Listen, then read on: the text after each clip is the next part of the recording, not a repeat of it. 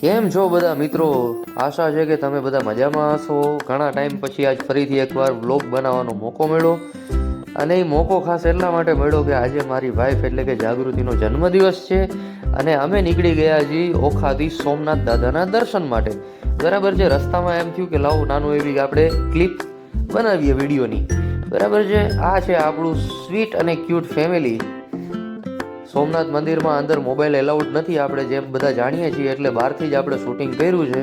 બરાબર છે ને. અહીંયાથી સીધા પહોંચી ગયા સાહેબ આપણે ત્રિવેણી સંગમ સોમનાથમાં.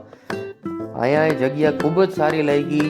સારા એવા સનસેટ પોઈન્ટના દ્રશ્યો આપણને જોવા મળ્યા.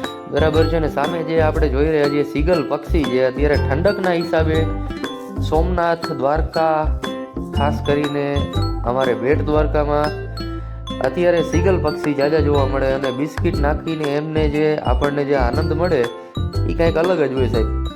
બરાબર છે. આ ત્રિવેણી સંગમ અને ત્યારનો બહારનો નજારો.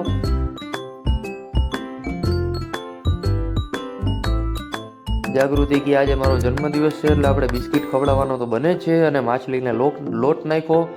બરાબર છે. જો કેટલા સુંદર પક્ષી સાહેબ. માનવતા ખરેખર દેખાડવી હોય ને તો આને ખવડાવીને દેખાડાય.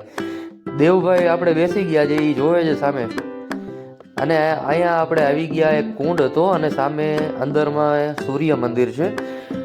બરાબર છે. ખૂબ જ જૂનું બાંધકામ અને ખૂબ જ જૂની અને ઐતિહાસિક જગ્યા છે સાહેબ. આના પાછળનો ઇતિહાસ તો આપણને બહુ જાજી કંઈ ખબર નહોતી, એટલે જે લોકોને ખબર હોય કોમેન્ટમાં જરૂરથી જણાવજો સાહેબ કે આ જગ્યાનું શું મહત્વ છે. બરાબર છે. બાકી તમને જગ્યા કેવી લાગે છે? જો કેટલું જૂનું બાંધકામ અને ખૂબ જ સારી જગ્યા. આગળ બહુ થોડુંક લીલવાળું ને એવું પાણી હતું, એટલે બહુ પછી આગળ આપણે ના ગયા. બરાબર છે. એટલે અહીંયાથી જ આપણે રિટર્ન થઈ ગયા હતા.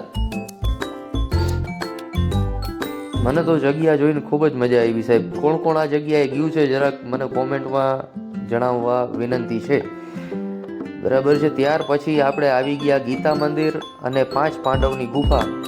બધું સાહેબ એટલામાં જ છે. આપણે બધા સોમનાથના દર્શને આપણા બધા ગુજરાતી ભાઈઓ તો ગયા જ હશે, પણ ગુજરાત બહાર જે આપણા ગુજરાતી ભાઈઓ રહીએ છે એ કોણ કોણ આ જગ્યા ઉપર આવી ગયા છે એ અમને કોમેન્ટમાં જરૂરથી જણાવજો સાહેબ.